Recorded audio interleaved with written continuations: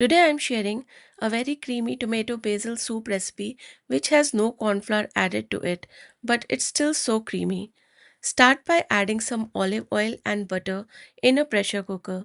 Then put a teaspoon of cumin and let it sizzle. Add some chopped garlic and some onion. Saute it for 2 minutes, followed by some tomatoes, 1 apple, 1 carrot, and few basil leaves.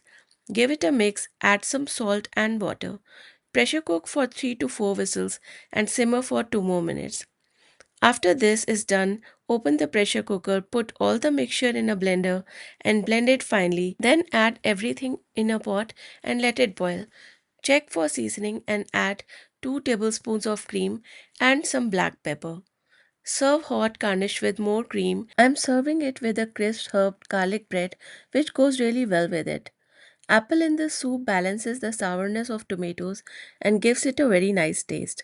So do give it a try. And please let me know in comments if you like this recipe. Thanks for watching.